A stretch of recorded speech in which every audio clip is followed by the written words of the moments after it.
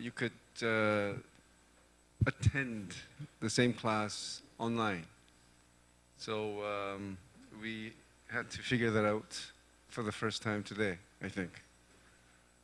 Anyway, as I made an announcement on Blackboard, we have, I would say, sort of a new TA, because, again, I have my TA. You remember the Jaeung? He's my TA. But for this particular course, the university has assigned sort of a special TA, and that's Chanyoung Park. So give her a big round of applause. So if you need to contact TA with questions, you contact her, okay? So on Blackboard, I provided her email address, all right? So to continue on with the lecture on Korean culture, so remember we went through all this, and for the next 2 classes or 3, we'll go through all these 5, and hopefully we'll be able to finish these 2 this morning, okay? So did you try to remember like the 5? Were you able to do that? All right. So let's start with the first of 5 key components in understanding culture, and the focus, of course, is Korea, but not limited to Korean examples. Okay. A symbol is anything that meaningfully represents something else. What would be the most popular symbol that we? Flag? Maybe even more popular than that.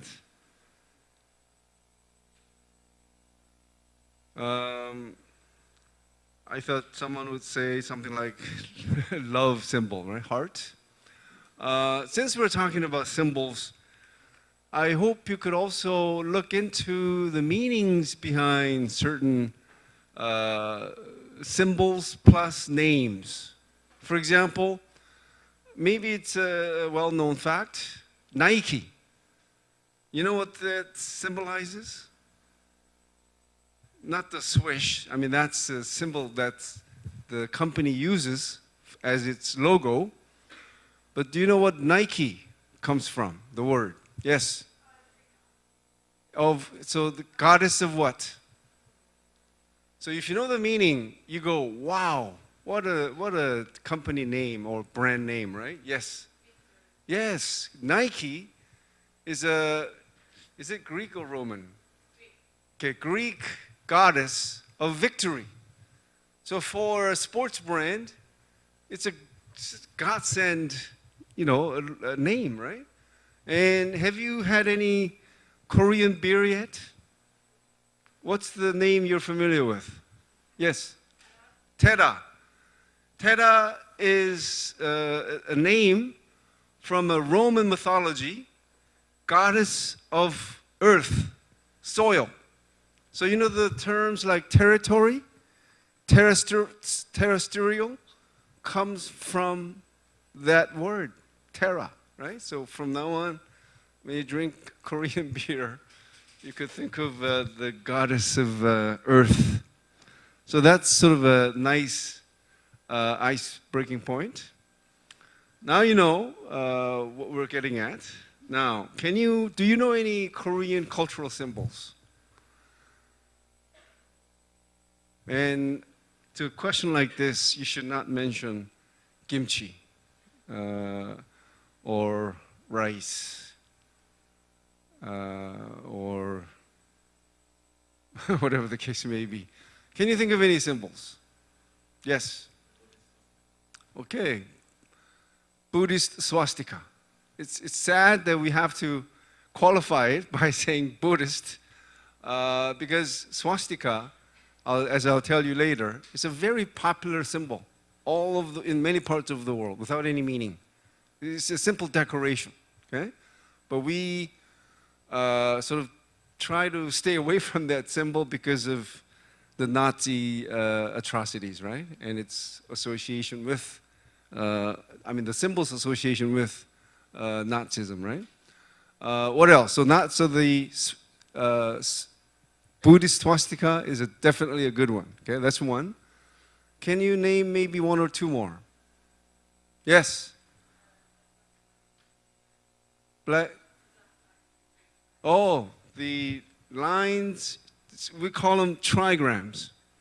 Trigrams on the four corners of the flag.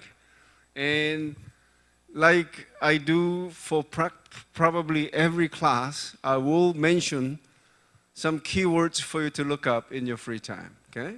And those trigrams, very important to Chinese philosophy and also Korean philosophy, okay? Last one more. Yes. 5 traditional colors. Well, you're referring to something I'm not quite familiar with.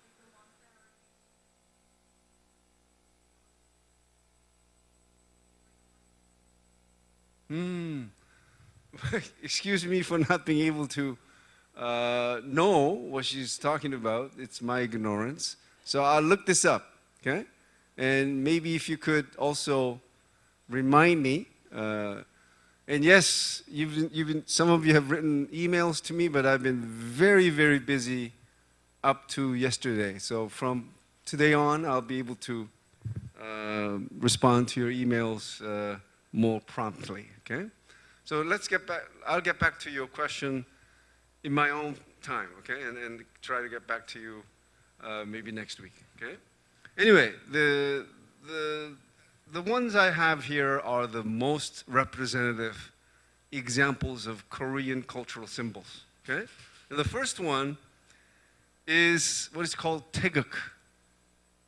And are you familiar with this? So like the cross, the example of the cross, a symbol that is shared, this is not uniquely Korean, it's Chinese, okay?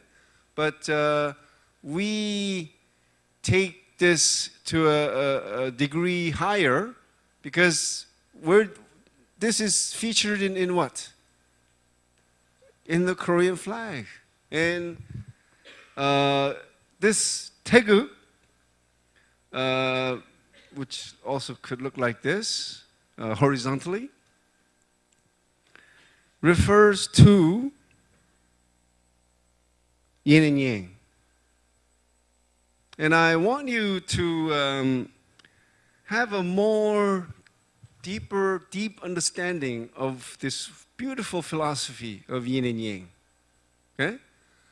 Again, I think if the East had more influence on the world as a civilization, I think this term would be much, much better understood and much better appreciated. Yes?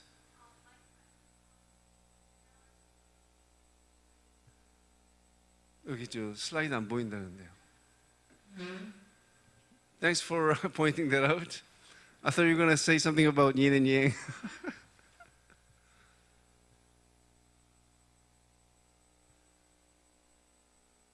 요거 안에서 그런가요? 혹시 비디오?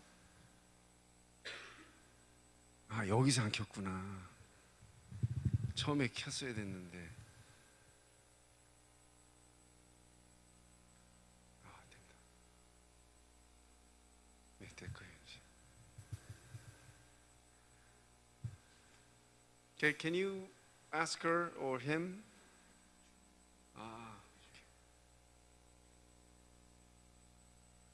Okay, so again, I hope you have a deeper understanding of this philosophy from this point on. Yin and Yang is a very important philosophy of Chinese and also Koreans, which believes that practically everything comes in opposites, sets of opposites, like fire and water, sun and the moon. Traditionally, man and woman, also dark and light, and other opposites like love and hatred, war and peace, life and death. See, left and right, top, bottom, and the list continues, right? And as you can see here, it's so the opposites of this nature or even human affairs rely on one another to exist. And also, it's about the interchange and interplay of the two opposing forces, okay? So something that happens to us is somewhere in between the two opposite poles, let's say, okay? Now, you may say, why this emphasis on the opposite? Because opposite makes a given entity more meaningful. For example, why is life so precious? It's because of the existence of its opposite, death, right? So again, this one page, it's only a one page, but I hope this really hits your heart as to the significance of this argument. And also, in your free time, what do? Look up yin and yang, okay? There's a really nice Wikipedia entry, okay? And I hope you really find time to look this up, okay? And I have some visual images for your pleasure, okay? Beautiful, beautiful image. Second example is the flag, the Korean flag. And it looks like this. And some meanings at the bottom here. But the key points are, of course, the Tai Chi in the middle, Taeguk, and 4 trigrams in 4 corners. And I hope you could really look this up too. These 4 trigrams are from sets of 8 trigrams, okay? And again, okay.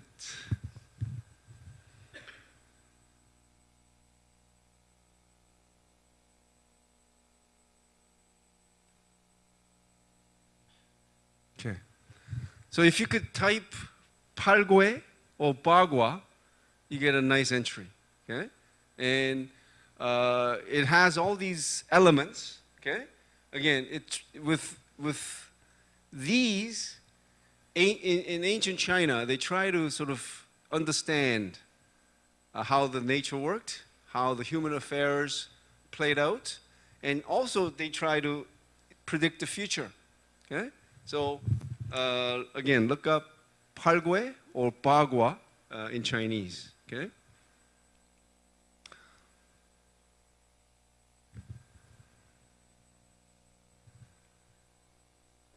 So the Korean flag could have easily looked like this if they, incorporated all 8 trigrams, okay?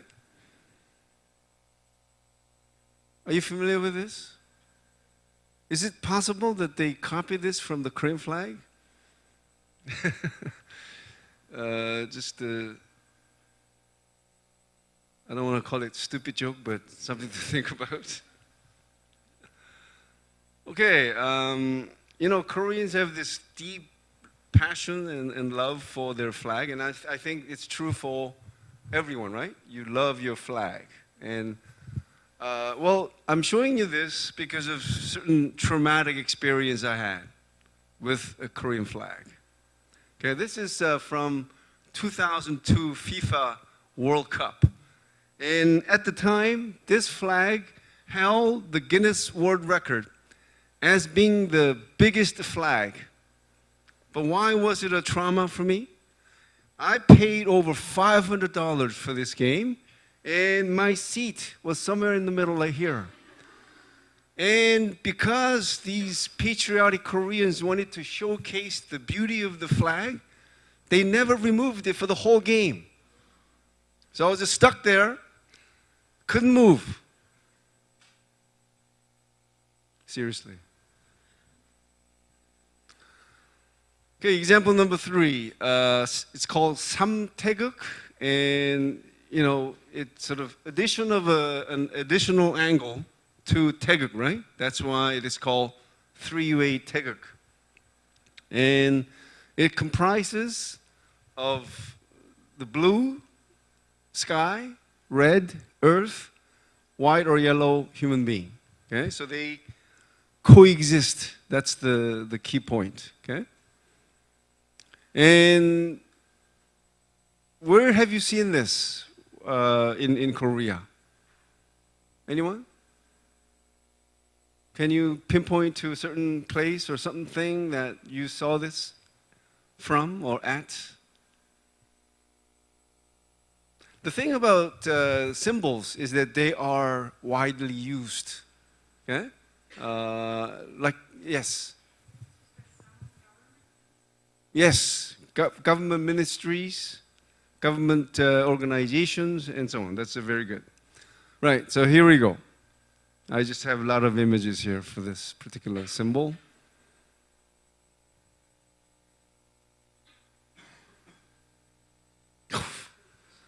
Do you think there is any link?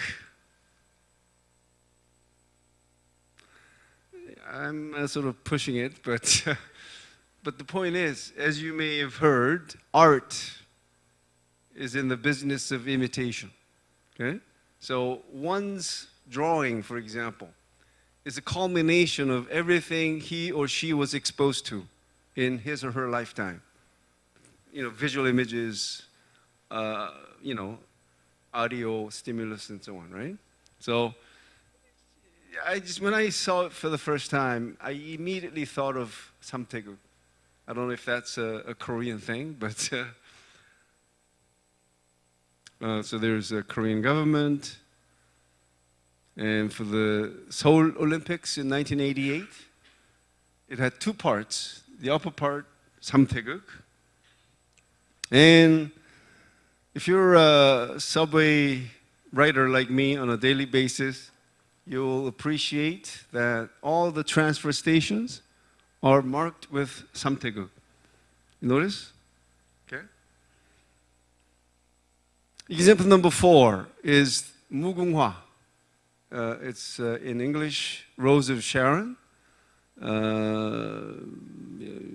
In case you are not familiar with its look, how it looks, here's a picture, and it's a national flower. Okay, not officially. There's nothing in the Constitution or government rule books which says this is a national flower. But from time immemorial, we have somehow referred to this flower as our national flower. Okay, and the reason goes like this. The flower itself is quite tenacious and able to withstand like insects and blight. Blight is like a skin cancer of flowers. Okay? So it's a tough flower. Okay? And the name, 무궁, okay? 무궁 in Chinese means immortality. Okay? So the name applies to the fact that Korea, throughout history, had been invaded numerous times. And on several occasions, it was occupied by foreign forces. But Korea was able to preserve its identity and cultural continuity. Okay? So they want to sort of commemorate that by using this, flower to remind themselves, right, that they somehow made it. Okay? And this flower is mentioned in the national anthem. Okay? I don't know how many anthems all over the world refer to a particular flower, but we do. Okay? is featured in the emblem of the president. And for Americans, what is the key thing in the presidential seal? Can anyone mention? Yes. Yes, there you go. But for Koreans, it's the flower, okay? Mugunghwa is featured in the, so I already mentioned that, but it's also featured in the flags of the army and police, featured in the insignias of the army and the police, and is featured in the national, what do I say here? Medals of merit. Okay, so I have some examples, visual images, that is. Okay, this is the emblem of the president, presidential seal, official flag of the current government, at the National Assembly Hall, at the center, and National Assembly members' badge also featured the same thing. Flag of the army, Korean police. These are military insignias. So as you can see here, right? It's Rose of Sharon. Also for the police, I cannot really translate these ranks, but all Rose of Sharon, okay? And this is a national medal, National Medal of Merit.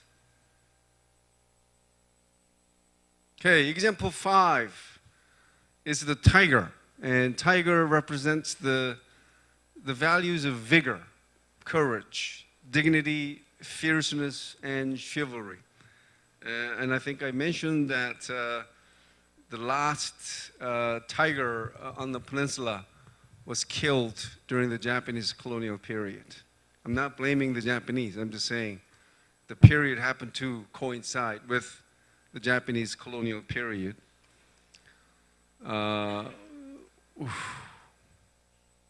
Just a beautiful animal. I still, even if you were to go back 200 years, I cannot believe that humans actually hunted these animals for fun. And others too, right? Koreans looked at tigers with 2 different perspectives. They were seen as brave, dignified, and also cruel, but also respected as a symbol of good luck and protection from disease. Okay? And we also make great use of this symbol. Okay? Like this. This is the Korean Peninsula, and Korean Peninsula in the shape of the tiger. Okay? And can anyone guess what this is?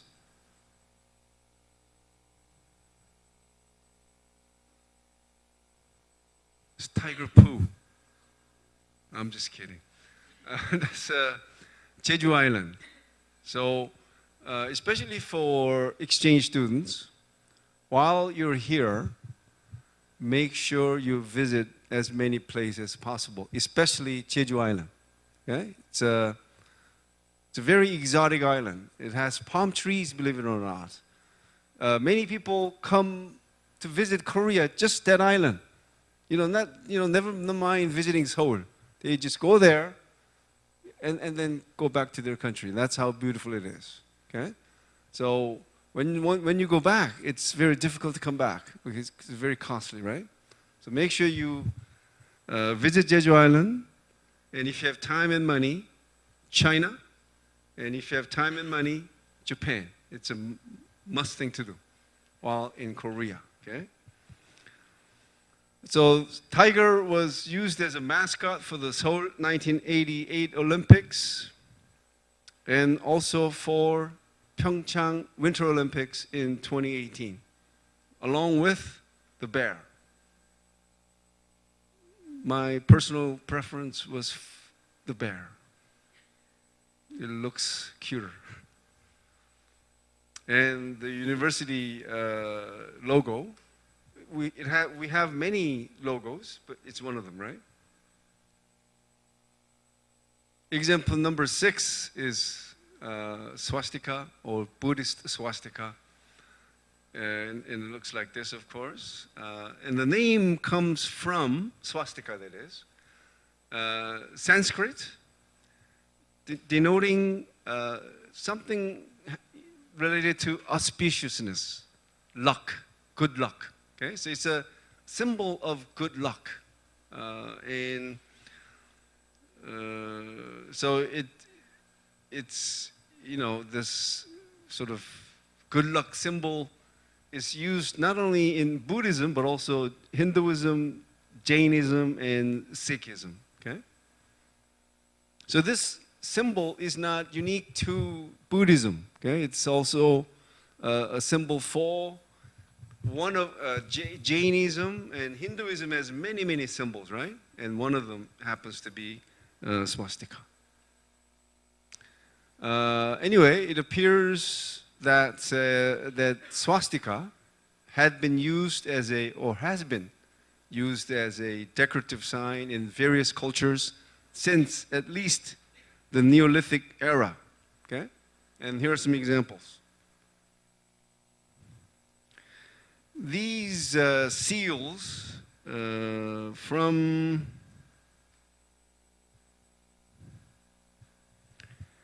the Indus Valley civilization, and these are preserved at the British Museum, and these are from between 3,300 and 1300 BCE, before the Common Era, or BC, right?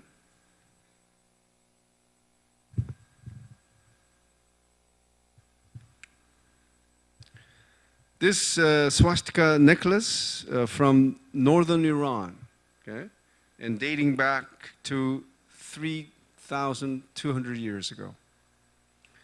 And this is a pendant from Italy, okay? This is also close to 3,000 years old.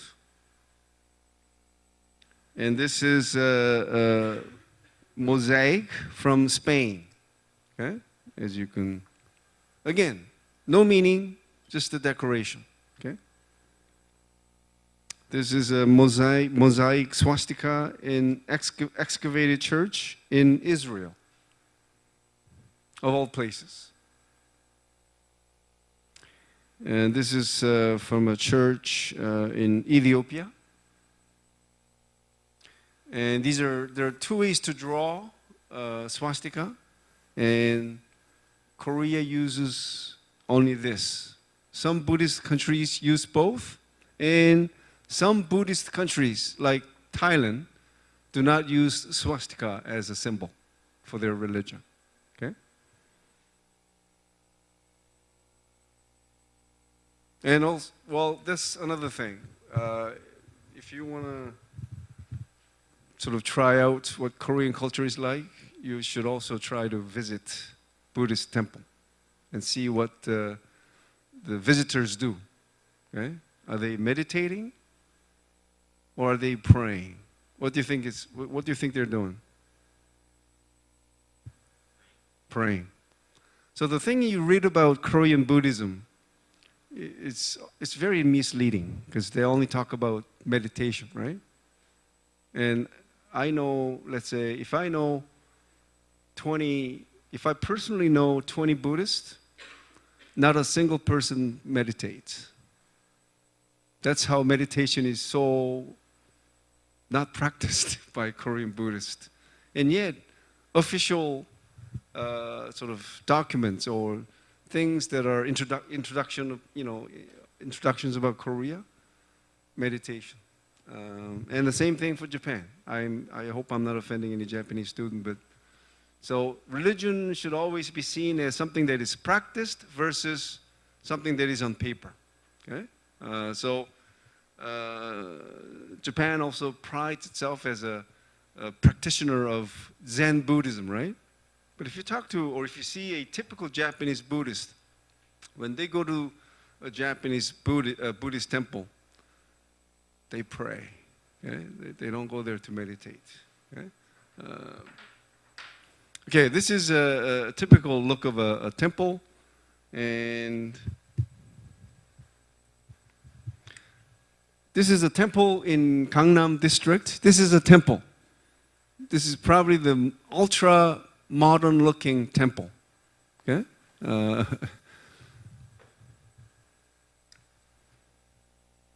And I'm sure when you walk around Seoul, you've probably seen something like this, right? Like a shop. I won't explain to you what this is, but, well, just in passing, I'll just tell you this much. That symbol signifies that it's a fortune-telling place, okay, where a shaman resides, okay? So that's where they go, where people go to have their fortune read, okay? Also, sometimes they buy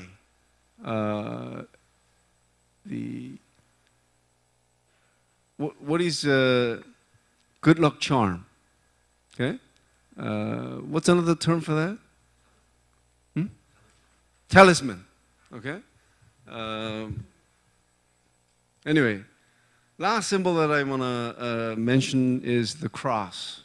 I don't know if I mentioned, but Christianity is so Protestant Christianity is the largest religion in Korea, okay, in terms of the number of members.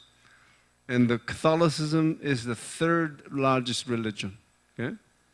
So when we get to the topic of religion, I'll explain how this happened, okay? So I don't know if you have observed this, but you know, there are over 70,000 churches in Korea, and we live in a small land, so not every church has its own building. So what do? They just rent out a space inside a commercial plaza like this, commercial building. So I don't know if you could read, but this would say something like dry cleaning, Chinese food, beauty salon, here's a music hagwon, okay? And so on. And you know, throughout Seoul, practically in every neighborhood, you'll see a church like that inside a similar building, okay, like this.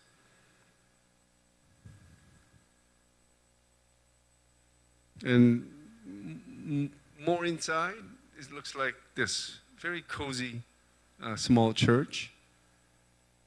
And at night, did you know that Seoul has a nickname? City of Neon Crosses, okay? And for children, City of Small T's, Neon Small T's, okay? Or, if you have a boy, City of Neon Swords. Nobody's really laughing at this. All right, that concludes my discussion on Korean symbols. Before moving on, have I missed anything that you think that I should have included as the top 7, 8 most important cultural symbols of Korea?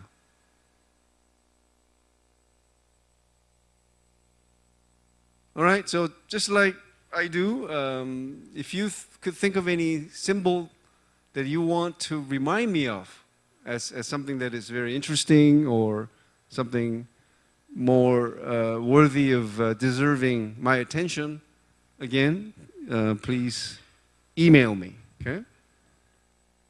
Now moving on to the second of the 5 key components in understanding culture in general and Korean culture in particular is the language, right? Korean language. And before I start talking about Korean case, as I do with many other examples, you see, just because this is about Korea, I don't limit my discussion to Korean examples, okay? I also, if it is pertinent, I also mention things about more general facts and so on, right? So before I start talking about Korean examples or the characteristics of the Korean language, let's review some interesting facts about language, okay? One, there are more than 7,000 languages being used in the world today, and every year this total gets updated because new languages are found, believe it or not, okay? Second, the country with the largest number of languages spoken is? Can anyone guess? Which country do you think has the largest number of languages? By tradition. Okay, I'm not talking about like USA. Okay, I'm talking about, country which has had traditionally many languages spoken. Anyone? Yes. India is in the top 5. Thank you. Yes. China, only 56. Yes. Philippines, not even in the top five. Which? Africa? That's a continent, right? I'm talking about a country. Yes. Australia, not in the top 5. Thank you for your active participation. It's actually this, Papua New Guinea. Can you believe this? They have 840 different languages, and their population is less than 8 million, okay, or some around 8 million, okay? The second country with the country with the second largest number of languages spoken is Indonesia. Third, Nigeria. Fourth, India. Yeah? So I'm sure the biggest surprise for you, and it was as it was for me, is really Papua New Guinea. Yeah? It's a country with hundreds of islands. That's why they have so many different languages. English and French are the only languages that are taught in every country in the world. Interesting trivia fact, right? Fourth, the most translated book in the world is? I think this one everyone should know, right? The Bible. The key question is, what is the second most translated book in the world? Believe it or not, no. Yes. Since you went like halfway up, just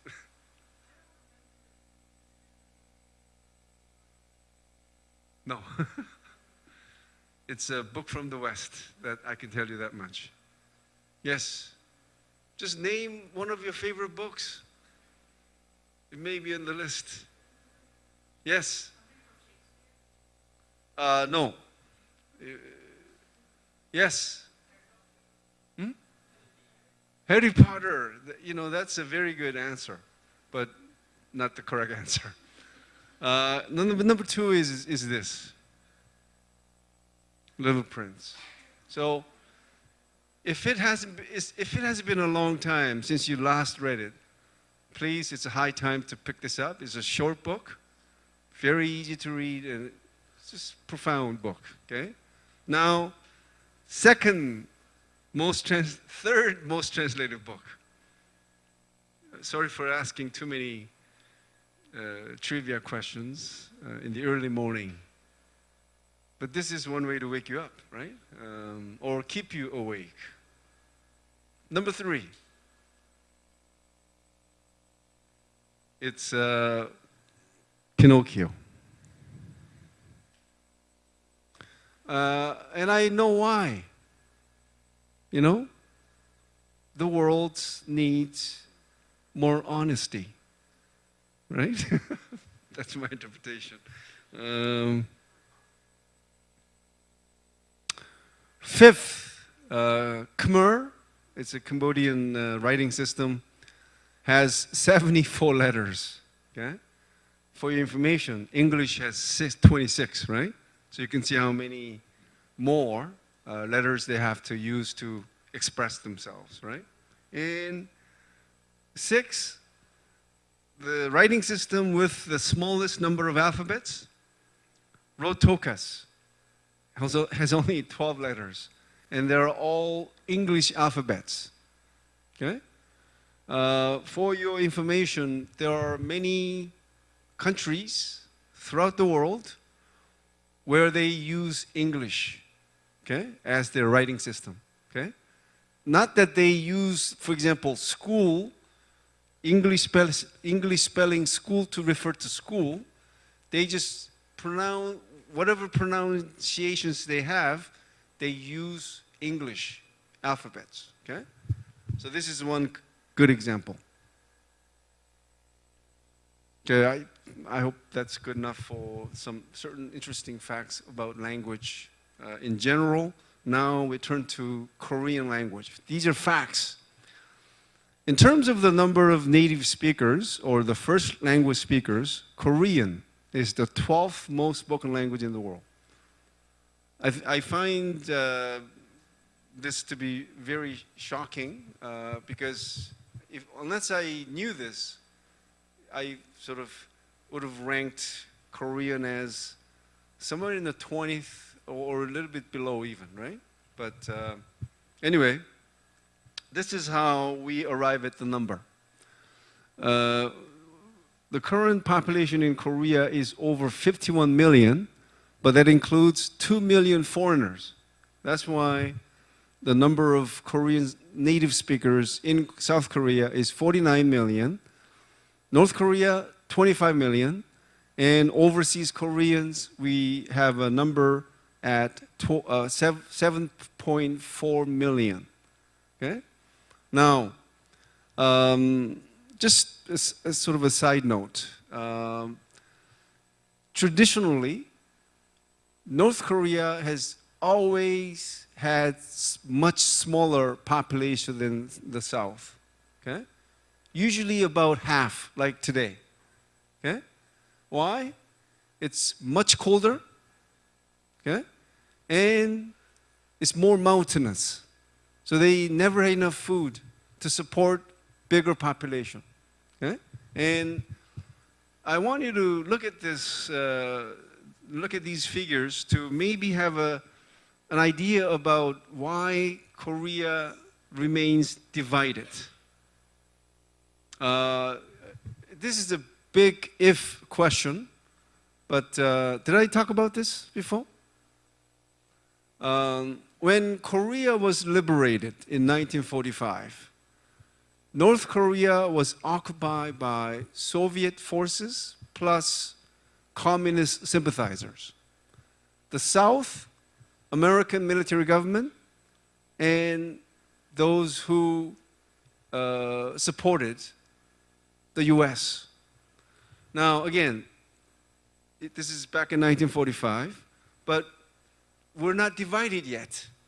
So, the representatives from both sides met many times to negotiate a deal to hold the national election, to elect the president and to elect representatives, lawmakers. Guess which side refused to do that?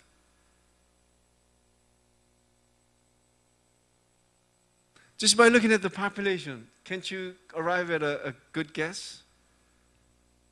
North Korea. Because of a smaller population, from which side do you think a president will be elected? South or the North? South. And because the number of seats are usually based on population size, 2/3 of the lawmakers would be from the South. So North Korea would lose any kind of dominance that it may have wanted. So what I'm trying to get at is this. This is a big, major what-if question. What if South and North Korean's population size was similar? Then the guess is big guess, the two sides may have held a national election, and maybe there would not have been a war. And maybe the two sides did not have to stay divided as it is today, okay? And where are these Koreans living outside of Korea? For a long time, a country where largest number of Koreans lived outside of Korea was China, okay? But now we have many Korean Chinese who have moved back to Korea to live, okay? Whereas USA, many Koreans have immigrated to the US for many different reasons, right? So right now, USA has the largest number of Koreans living outside of Korea, okay? Number 2 is China, number 3, Japan, and number 4, Canada. Okay? Like Japanese, the Korean language is influenced by the Chinese language in the form of Sino-Korean words.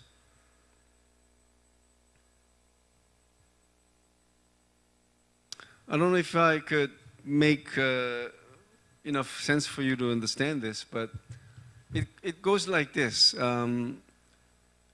University in Korean is 대학교. Now, where did that word come from? Chinese. So we just simply pronounce it as if it is Korean, but the origin of the word is Chinese. That's how we have this 60% and 35% native Korean words, okay? And 5% loan words like computer, taxi, internet, Wi-Fi, or ice cream, and you scream.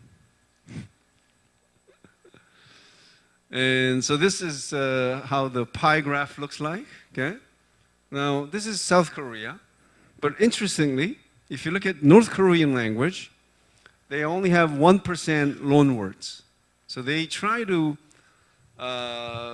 translate as many foreign words into Korean, okay? For example, goalkeeper in soccer, we just use goalkeeper, okay? But Korean, in North Korea, they would actually translate that into Korean, okay? And phenomenon of Konglish is something very interesting, okay? So it's a combination of English and Korean or something, okay? It's something you may not have to be able to understand where the origin of the word is, okay? But anyway, here we go. Just find anything that you find interesting. And, well, this is interesting, right? Blind date meeting. Laptop, notebook, after sale service, AS, gasoline, oil.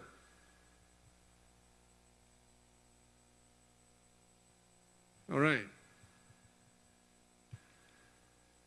The Korean alphabet, known as Hangul, was created by Sejong the Great in 1448. Hangul consists of total 24 letters.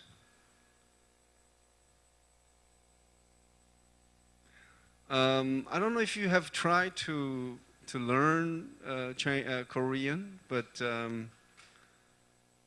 I don't know if I could make an objective evaluation, but well, it all depends on what your native language is. It is said that for English speakers, Korean is not an easy language to master. Okay? But for the Japanese, it's perhaps the easiest language to master because we have the same grammatical structure. Okay? So it goes both ways, right? And This is what a cell phone keyboard looks like. This is all you need to write every Korean word. Okay? So, again, I find this really amazing. Quiz number 1 is perhaps the most difficult question this morning. UNESCO conducted research on the most appropriate writing system for more than 2,900 languages that have only oral tradition. Which language received the highest score? Anyone? Yes.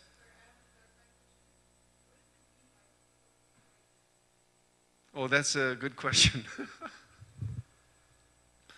I guess UNESCO somehow came up with a sort of a criteria as to, but I think you got to start with this empathy, where again, close to 3,000 languages in the world do not have a writing system.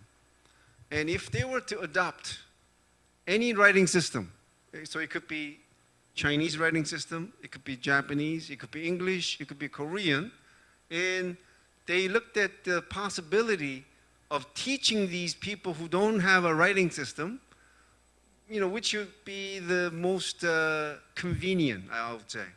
Okay? So it's the wording, I guess. Anyway, thank you. Yes. Thank you. The answer is Hangul. So, UNESCO, I didn't, you know. The next question is even more difficult. In a study conducted by the linguistics department at Oxford University, which alphabet or writing system received the highest score in terms of rational structure, scientific accuracy, uniqueness, and practicality?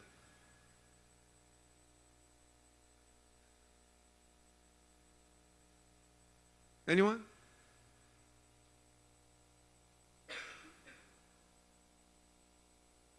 Yes. Wow. You know, very surprised, not surprised, but very impressed with the collective intelligence of this class. It is Hangul. And next is, again, as someone who speaks just 2 languages, okay? I mean, as a in almost full competency, okay? Korean and English. I can only compare Korean and English, but just to compare with English, and I'll be showing you a slide a little bit later. And just remember when you were young, when you were learning English, do you remember trying to memorize spelling?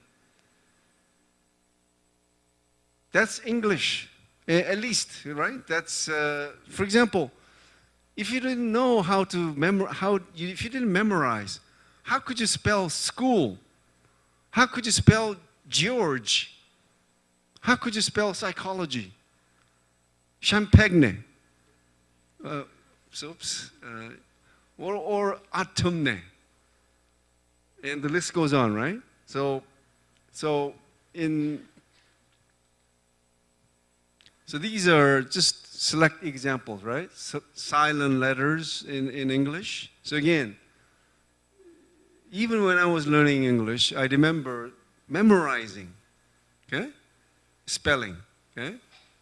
So yes, certain Korean words you do have to memorize how to spell correctly, but more words than not.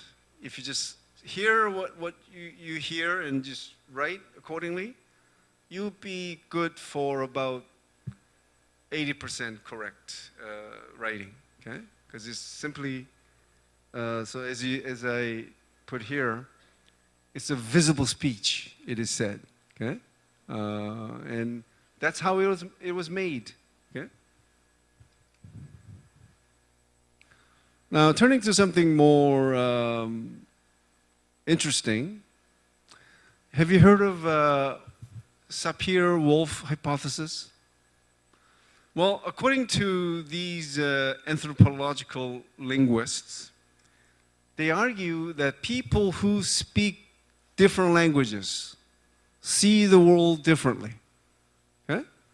Now, this may not make sense to bilingual individuals because, for example, English and Korean, the only major difference I notice is how Koreans use honorifics. Whereas with English, in terms of the language relation or linguistic relationship, the relationship is horizontal, right? Whereas in Korean, it's hierarchical, right? Other than that difference, how could you say that people who speak different languages see the world differently? Now, the answer lies in how many languages are there in the world? Not exact number, but how many? More than 7,000, right? So their observations are based on those so many languages, okay? They were not simply comparing Korean and English, Korean and Chinese, Japanese and Korean, these major languages.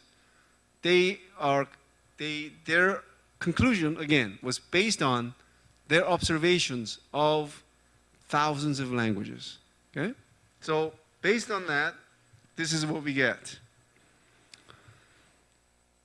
For example, the Hopi, Native American tribe, has just one term, Masaitaka, which literally means flying things. And it is used to refer to flying insects, planes, and even pilots. Okay? To them, there is no need to distinguish between the three. Okay? For them, they're sort of like meaningless. Okay? I say something like meaningless, but I'll get back to you what I'm trying to say here. The Aztecs had only one word for snow, frost, ice, and cold because they were not exposed to these elements. Okay? Not so often, right? So they sort of saw this just one and the same. Okay? And the Kuocw of South India do not distinguish among snow, fog, and dew, but their language distinguishes, say, 7 types of bamboo. Okay? Distinctions that are important to them, but that we would be unlikely to notice. Anyone from the Philippines? No? Because I heard that Philippines has like several terms for bananas. Okay? Again, why certain cultures have different terms for the sort of a seemingly same phenomenon? There's a reason for that. Okay? I'll explain to you later. In Korean and in the languages of other cultures in which rice is a staple food, there are 3 terms for rice. And the examples I'm showing you are Korean. As you would agree, in English there's just one term, right? Rice. In Korean, we have a term, pyo, rice in the field. Okay, not harvested yet. Sal, harvested rice, but uncooked. Third, pop, cooked rice. Even though I have lived some time outside of Korea, still a rice person, I eat rice for breakfast, lunch, and dinner, which makes me a racist. Make sure you make a correct pronunciation. I'm a very proud racist. Okay? In Somali, there are 46 words relating to camels, including those 4 young camels who are no longer suckling, female camel that has not given birth, and the list goes on.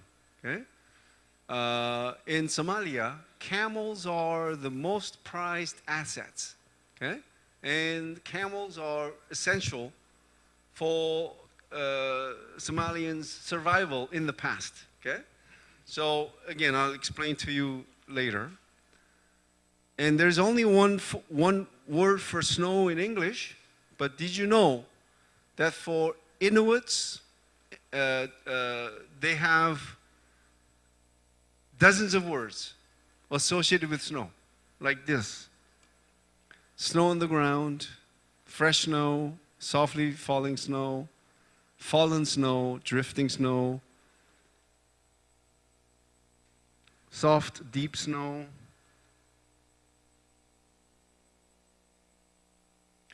Now, if you look this up on the internet, there's some really interesting ones too, right? Again, snow, good for making snowballs. They have a separate term, okay? Now, well, we'll come back to this question, right? Why do certain languages have more terms related to a particular phenomenon?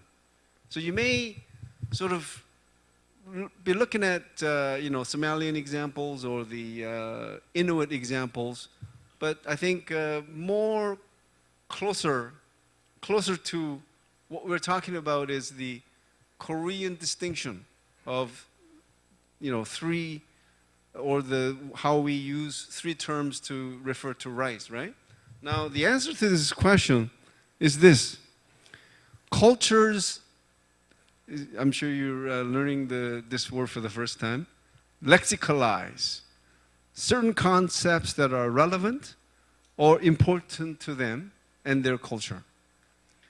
Experts argue that languages evolve to suit the ideas and needs that are most crucial to the lives of their speakers.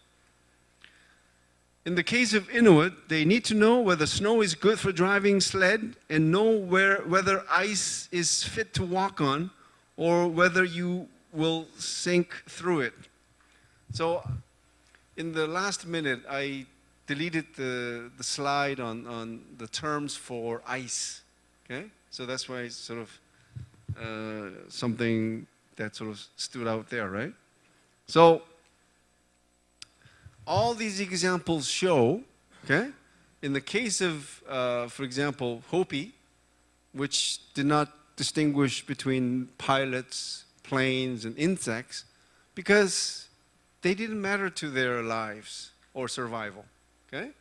But if you look at the examples of all these different terms for camels in Somalia and snow for Inuits, they have all these different terms because these terms are more relevant to their life, their survival, okay? So the last point makes an important sense, right? All languages find a way to say what they need to say, okay? Very powerful quote.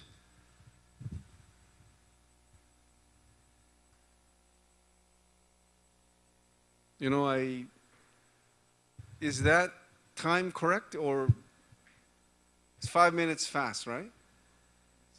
Got it. So I don't know if a student has changed the clock so that the class ends 5 minutes sooner. I don't know. Even the color spectrums have it's dissected in different ways by different languages.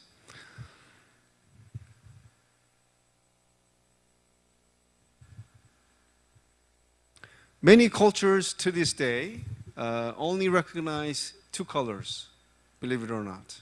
Okay? I'm just giving you one example, but and also, did you know that until the 19th century, most cultures distinguished only a handful of colors, as you can see. And I'm sure you grew up using 30, 50 different colors, right? That is a very, very modern phenomenon, okay? So it's like we invented colors, okay? But traditionally, very few number of colors.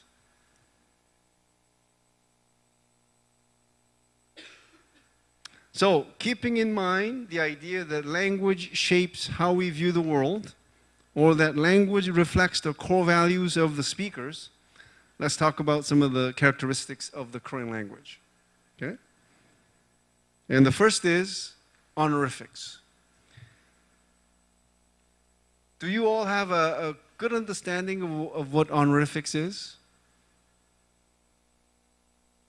So, well, just in a nutshell, what honorifics do or does is that by using certain titles, certain verbs, and certain nouns, maybe even adjectives, you show respect to the person you're speaking to. Now, in the case of English, and it is said that practically every language has honorifics. It's a matter of degree, okay? So the only difference is degree of showing respect. Now, in English, are there honorifics? Or is there any examples? Yes. Okay, very good. See, a lot of people mistakenly think that English does not have honorifics, but it does. But it's limited to titles like Mr., Miss, and also occupational titles like doctor, professor, captain, reverend, and so on. That's it. In every other way, the language is very horizontal. But in the case of Korean, it's very different. Okay? So in speaking to whomever, you always have to think, what level of honorifics do I use? Okay? And sometimes if I don't use honorifics, I may be offending the other person, right? So it's a very stressful thing, okay?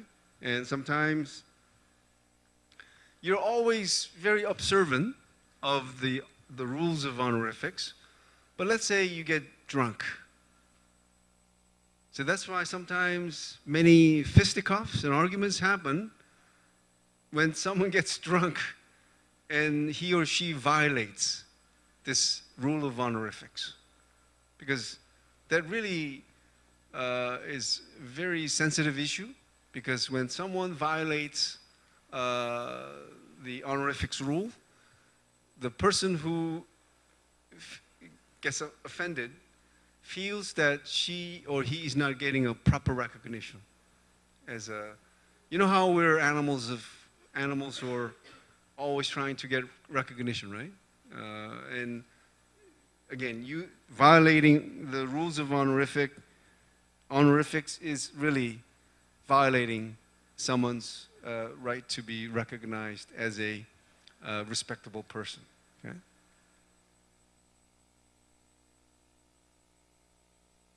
So,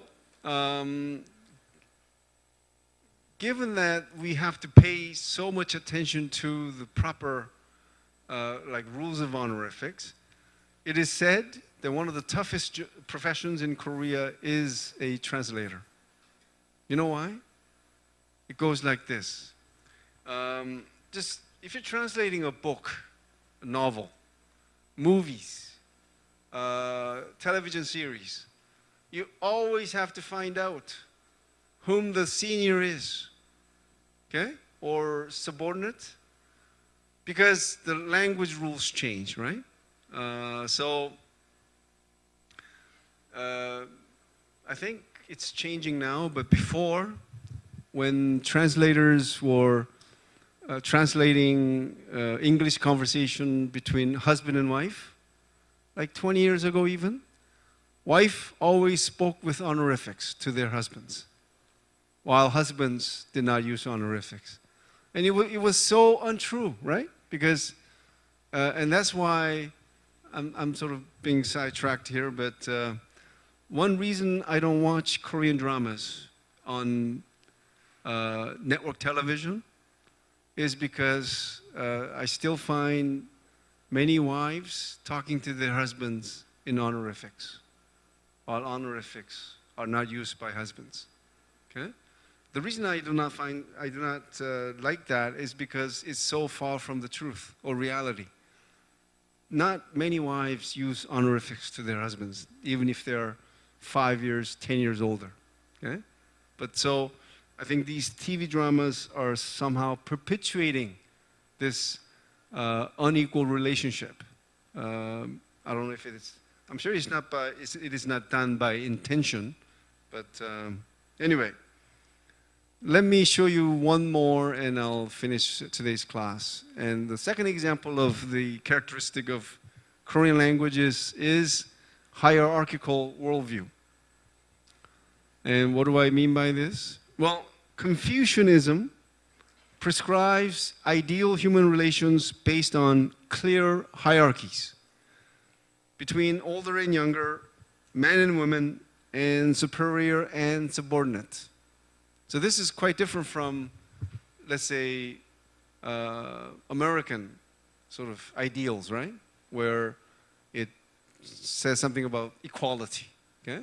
But it's not so in Korea. I mean, socially, the policymakers try to pursue policies that promote equality, but culturally, we live with this influence of Confucianism, and Confucianism is all about hierarchy, okay? Because Confucius believed that hierarchy creates order. It maintains order, okay? So, and Korean language reflects this, okay? And it is reflected in the use of honorifics to begin with, right? And also, these family terms, okay, which refer to someone older, in social settings, the same terms are used, okay? So for example, in the West, you know, you may be conversing with someone in the university who entered the university 2 years before you. Now, do you use honorifics? Do you use titles? But we do, okay? So many Korean, not many, but practically every Korean student calls her or his senior, never by her or his name, given name, but any one of these, or 선배. 선배 also means is an honorific term to refer to senior person. Okay? So that's, and all of that reinforces hierarchy, right? Because when you call someone by this title, you are reinforcing this hierarchical relationship between younger person and an older person. Okay? And as an extension, the only time or situations where your given name is used is with the same aged friends. Okay? And in the social world, you're never called by your given name. It's always your job title. That's why in the Korean corporate world, there's so many job ranks. Okay? So this is, again, the fact that your given name is never used except by your family members, older family members, including your parents, and older relatives, and same-aged friends, is an example of the hierarchical worldview that is reinforced through the language. Okay? That's the point I'm trying to get at. All right, so I'll stop here and I'll see you next week. Thank you.